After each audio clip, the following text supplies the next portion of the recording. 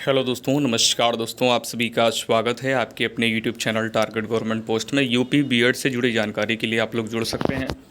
नीचे दी गई red colour की सब्सक्राइब बटन दबा करके और बगल में दी गई बेल आइकन को ऑल करके प्रेस कर लें, जिससे कि आने वाले सारे वीडियोस और लेटेस्ट नोटिफिकेशन आपको मिल पाएँ। बीएड संबंधित काउंसलिंग से जुड़ी बात करेंगे। और यहाँ पर काफ़ी सारी कमेंट्स आ रही थी कि हमें कैसे पता चलेगा कि ये हमारे लिए बेस्ट कॉलेज है या सही कॉलेज है, क्योंकि एडमिशन के बाद तो फिर आप एडमिशन ले चुके होंगे ना, फिर तो कोई आपके पास ऑप्शन ही नहीं होगा, आपको वहाँ से बीएड करना ही पड़ेगा। तो इन बातों का आपको ध्यान रखना। ये 5 बातें हैं कॉलेज चूज़ करने से पहले, वो चाहे प्राइवेट हो या सरकारी कॉलेज हो। अगर आप सरकारी के लिए एलिजिबल हैं तो भी इन बातों का ध्यान रखना है, प्राइवेट के लिए एलिजिबल हैं तो भी इन बातों का ध्यान रखना है। ऐसे कहीं पर भी एडमिशन ले लेना ये आपके लिए सही नहीं होगा, क्योंकि पहले प्राइवेट कॉलेज वाले कुछ बोलते हैं और उसके बाद में एंड टाइम पे आपको परेशान करते हैं। ठीक है, फिर आप खुद परेशान होते हैं कि यहाँ पर ये सुविधाएं नहीं है, ऐसी बात वैसी बात। ठीक है, तो आप खुद परेशान हो जाओगे। हालांकि मैं पहले आपको ये क्लियर कर दूं कि ये 5 बातें कौन सी आपको ध्यान रखनी है किसी भी कॉलेज में एडमिशन लेने से पहले। और प्राइवेट कॉलेज वाले पहले ही आप लोगों से बोल देते हैं या फ़ोन कॉल करते हैं कि हाँ, हमारे यहाँ आपका एडमिशन हो जाएगा और आपको कॉलेज भी नहीं आना पड़ेगा, फाइलें आपको नहीं तैयार करनी पड़ेगी, टीचिंग नहीं करनी पड़ेगी। अरे आप ये सब नहीं करेंगे तो आपको जानकारी कैसे होगी बीएड के बारे में? आगे आप टेट सुपर टेट कैसे निकालेंगे? फिर वहाँ पर जब उसकी तैयारी करेंगे तो एग्जैक्टली आप अच्छे से कंटेंट समझ नहीं पाएंगे। तो हम ये कहेंगे ठीक है, आप अदर वर्क कर रहे हैं तो कुछ क्लासें अटेंड करिए।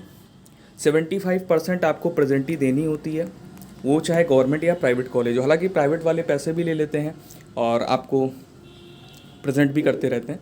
तो चलिए कोई नहीं, पहले पंचिंग वाली भी मशीन है, अभी ये कोविड की वजह से सारा सिस्टम बंद हो गया था। चलिए कोई नहीं, पहले आप बात समझ लीजिए हमारी कि कैसे आप चुनाव करेंगे कि हमारे लिए बेस्ट कॉलेज है।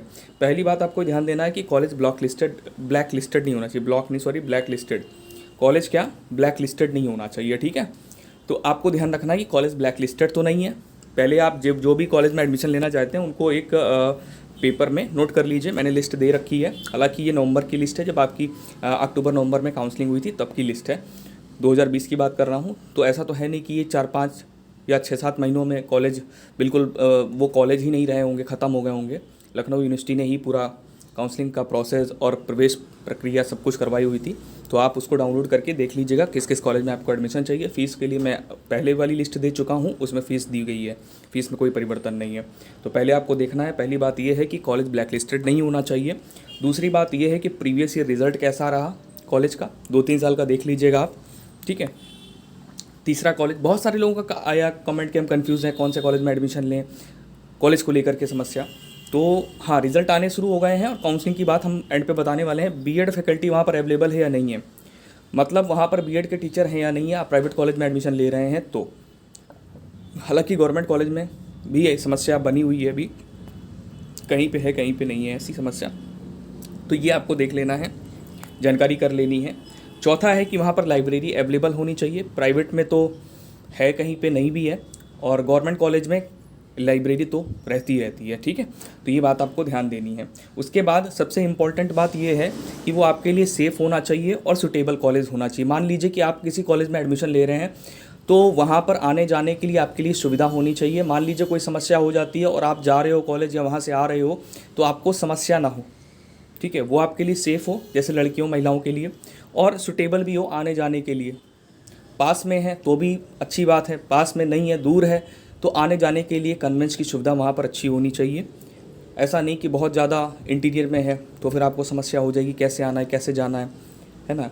महिलाएं हैं, उनके साथ पेरेंट्स नहीं जा पा रहे हैं तो उनको अकेले जाना है, कॉलेज जाना है, तो ये सारी चीज़ें आपको ध्यान रखनी है। ठीक है, तो बहुत सारी जानकारी है, आप नेट पे भी सर्च करके देख सकते हैं कॉलेज कहाँ पर है कहाँ पे नहीं है। ठीक है, अब हम यहाँ पर ये बात कर पाएंगे कि भाई ये तो समस्या हो गई, सुलझ गई आपकी कि सरकारी और प्राइवेट कॉलेज कैसे हमें देखना है कि हमें एडमिशन किस में लेना चाहिए। ठीक है, कौन से कॉलेज हमें लॉक करने हैं, कौन से कॉलेज हमें चुनने हैं। अब काउंसलिंग की अगर हम लोग बात करेंगे तो काउंसलिंग दोस्तों, जब सभी यूनिवर्सिटी जो हैं जो इसमें शामिल हैं इस प्रवेश प्रक्रिया में, तो उन सभी के जब रिजल्ट डिक्लेयर, जैसे कानपुर यूनिवर्सिटी है और भी 1-2 यूनिवर्सिटी हैं जिन्होंने अपना रिजल्ट डिक्लेयर कर दिया लास्ट ईयर का, तो लगभग ये आपका 10 तारीख से पहले सभी यूनिवर्सिटी जो है लास्ट ईयर के रिजल्ट डिक्लेयर कर देंगी और उसके बाद में आपकी जो है काउंसलिंग के गाइडलाइंस अवेलेबल हो जाएगी। तो जय हिंद सभी को, मिलते हैं नेक्स्ट सेशन में। कोई समस्या है कमेंट करके पूछ सकते हैं आप।